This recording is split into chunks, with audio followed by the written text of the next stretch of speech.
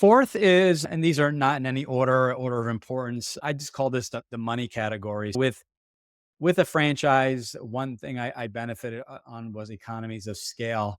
And as the franchise companies get larger and larger, those economies of scales get better and better. So what does that even mean? So it could mean outsourcing marketing. If you have one office versus five, the cost comes down because the message is the same. Maybe there's some tweaking and some changes to the local markets and pictures, but overall, marketing companies are able to service five locations, maybe saving in our case, I think it saved us 15 to 20% in the total costs for marketing. Again, all falls under the money category. This is reason number four. So economies of scale are big.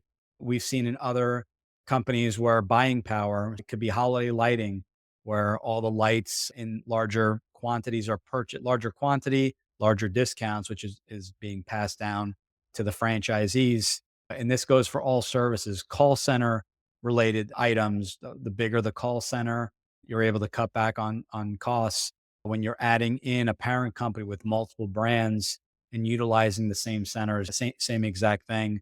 Going to money, a franchise gets you up and running, as I mentioned before, potentially much faster, especially in a non brick and mortar type of business. Even with brick and mortar, they know exactly what markets work best, not the exact location, but maybe the zip code.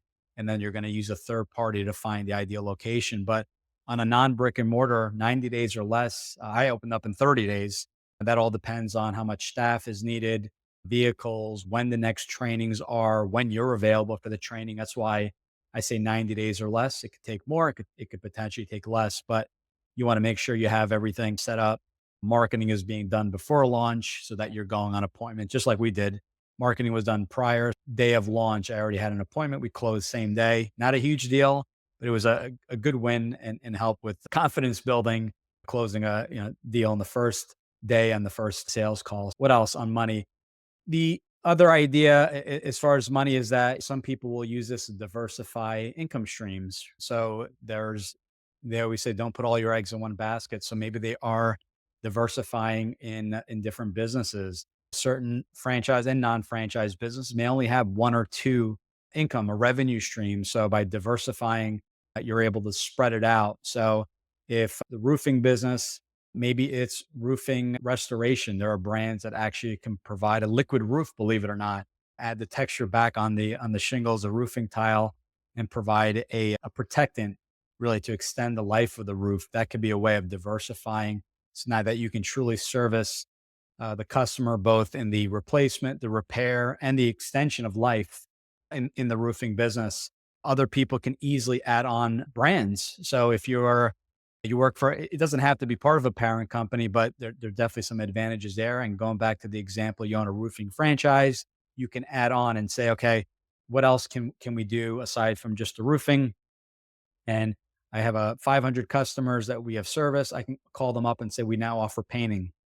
I can call them back and say, we did your roof, we painted your home. Now we're able to replace and service your garage doors, replace your gutters. The list goes on. In some cases, the parent company will offer one CRM, one marketing platform, one call center to really support you with all those businesses. And that also keeps costs down, keeps your customer acquisition costs really low because now they had a great experience. Now you're just upselling them on different services. And now you're the one stop shop. You're the one point of contact for anything exterior of the home, interior, or the entire home, kind of owning the home, that home in those zip codes that you service. And with money in a franchise, the way it usually works is that when you look to expand, it's usually a discounted franchise fee. You're buying an additional territory or rights for another brick and mortar location. So there is that one-time investment. There's still going to be a royalty on revenue, but that's really what it looks like.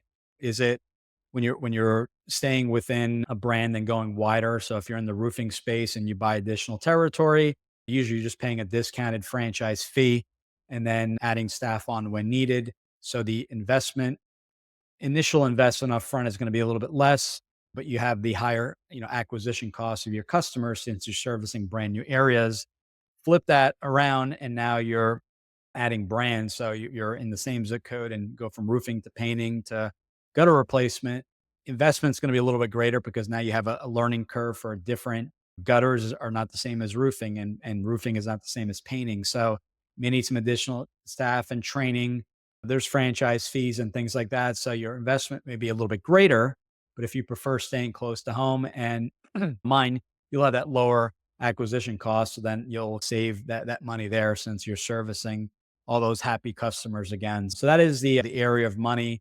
And then depending on your entity, LLC, S corp, C corporation, whatever the entity is, as a business owner, you have some robust retirement plans. I think as an LLC, just taking a look at 2025, I believe you're maxed out at $70,000 versus a W-2 employee. If you're an employee, you can max out at 24,000.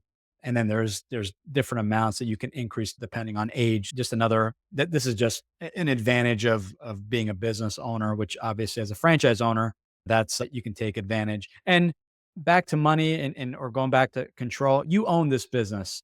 Your LLC, your S corp, your C corp, those are the three entities we see a lot of. You own it 100%. Yes, you are buying a franchise. Yes, you are paying a royalty, but you own the business. You're able, if it's a 10-year agreement, you can buy it. After 2 years, you want to sell it. You don't like the business. You did really well. And you want to take the profits, invest elsewhere. You're able to do that. Just review the FDD and the agreement. Speak with the franchisor about options on selling and costs. That way, you have a clear picture, and if they're able to assist in the process as well.